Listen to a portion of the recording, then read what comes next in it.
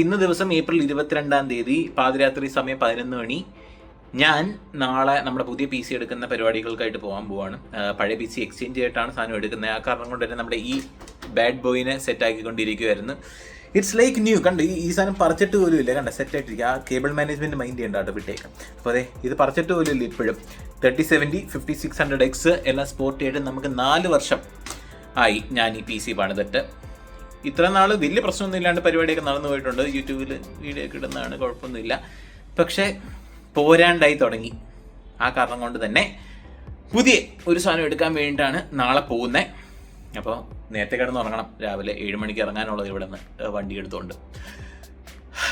എല്ലാം ശരിയായി വന്നാൽ മതി.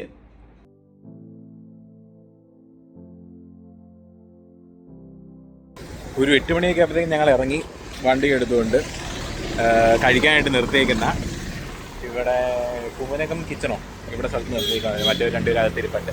ഞാൻ ഫോൺ വിളിക്കാനായിട്ട് ഇറങ്ങിയതാ. എന്താണെങ്കിൽ ഫുഡ് അടിച്ചിട്ട് ഇനി കണ്ടിന്യൂ ചെയ്യണം.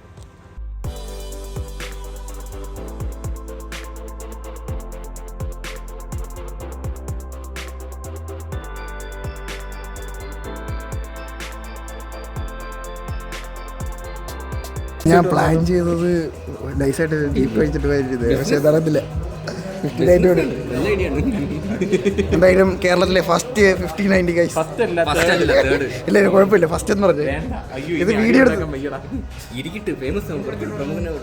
കേരളത്തിലെ ഫസ്റ്റ് 1590 ഗൈസ്. എല്ലാവരും ഉണ്ണിയേട്ടൻ ഫസ്റ്റ്.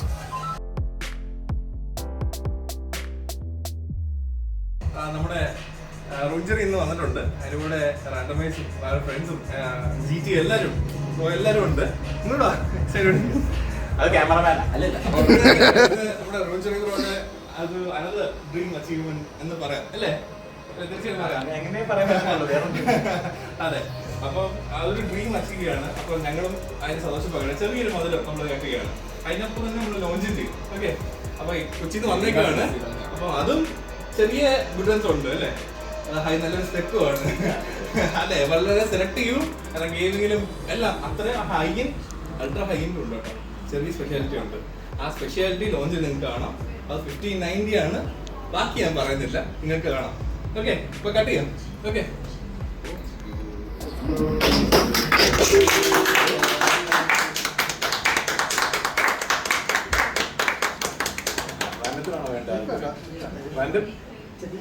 വീണു പോവോ?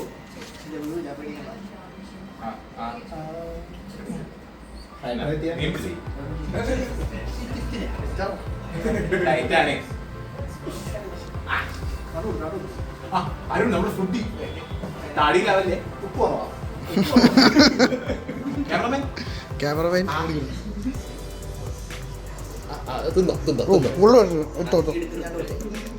ബാക്കിയുള്ളവർ വെട്ടി തിന്നോ.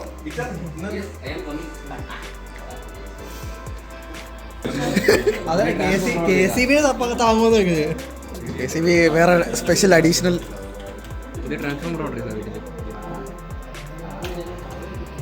ഡ്രീം റിവീൽ ചെയ്യാൻ പോവാ.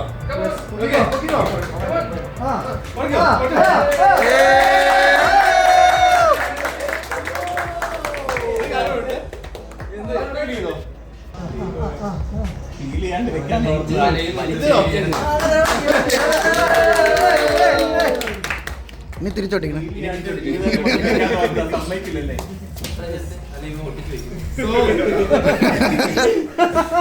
So RTX 5090 Supreme first third from Kerala. Okay, നമ്മുടെ സെക്കൻഡ് ആണ്. ഓക്കെ, ഇന്നത്തെ മാർക്കറ്റിലെ ഏറ്റവും ബെസ്റ്റ് പ്രോസസറാണ് ഫോർ ഗെയിം. ഓക്കെ, പിന്നെ ഈ പറഞ്ഞ 32GB RAM B850 സീരീസിലെ പുതിയ ചിപ്സെറ്റുള്ള മദർ ബോർഡാണ്. ഈ പറഞ്ഞ പെർഫോമൻസിലൊന്നും ഒരു കോംപ്രമൈസ് ചെയ്തിട്ടില്ല. എല്ലാം അതിന്റെ തെർമൽസിലാണെങ്കിലും എല്ലാം സഫീഷ്യന്റ് ആയിട്ടുള്ള സ്പെക്കാണ് വെച്ചേക്കുന്നത്. വെയിറ്റ് നല്ല രീതിയിലുണ്ട്. അതുകൊണ്ടാണ് നമ്മളിവിടെ ഗൈസ് കഞ്ഞിവെള്ളം ഒഴുകുന്നു ഗൈസ് കമ്പ്യൂട്ടറിൻ്റെ അകത്തൂടെ. കഞ്ഞിവെള്ളം കഞ്ഞിവെള്ളമാണോ അത് കള്ളാണെന്ന് അറിയത്തില്ല, എന്നാലും സാധനം കൊള്ളാം. ഇതൊന്നും നമ്മുടെ PC-യിൽ ഇല്ല കേട്ടോ. അരുണേ, ആന്റെ മുന്നിൽ തല ഉന്നിക്കരുത്. ജീബയ്ക്കും ആ സമയം ആവാറായി.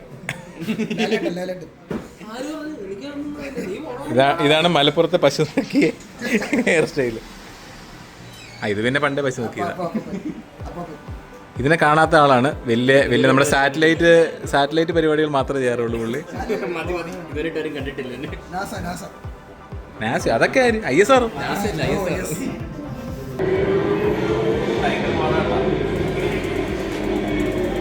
ഇള്ളക്കുട്ടി ഇരിക്കുന്നുണ്ടോ?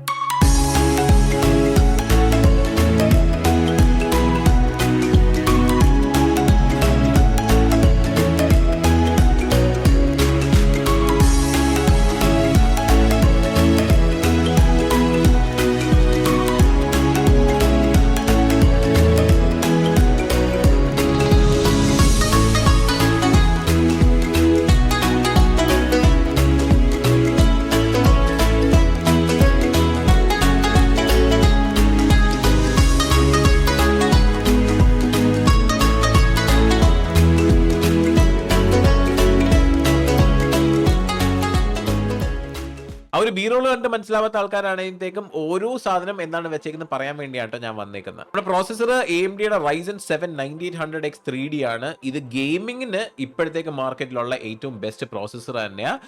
ഇതിനേക്കാൾ നല്ല മറ്റേ പ്രൊഡക്ടിവിറ്റിക്ക് വേണ്ടിയിട്ടാണെങ്കിലേക്കും 9950X 3D 9900X 3D ഉണ്ട്. പക്ഷെ ഗെയിമിങ്ങിന് ഇതാണ് ഐറ്റം. മദർ ബോർഡ് വന്നേക്കുന്ന MSIന്റെ B850 ഗെയിമിംഗ് പ്ലസ് വൈഫൈ ആണ്. ഇതിന് വേണമെങ്കിൽ കുറച്ചും കൂടെ ഹയർ എൻഡ് ഓപ്ഷൻസ് ഉണ്ട്. X870 ഈ ബോർഡുകളൊക്കെ മേടിക്കാം. ഒരു 10,000-15,000 രൂപയുടെ 20,000 രൂപയുടെ വ്യത്യാസം ഉണ്ട് രണ്ട് ബോർഡും തമ്മിൽ. റാം വെച്ചേക്കുന്നത് 32GB G-Skillന്റെ Ripjaws M5 RGB black kit ആണ്. ഇത് 6000 MHz CL36 റാം ആണ്. വീണ്ടും CL30 മേടിക്കേണ്ടവർക്ക് മേടിക്കാം. അതിന് കുറച്ച് വില കൂടുതലാണ്, കുറച്ചല്ല ഒരു നല്ല വില കൂടുതലാണ്.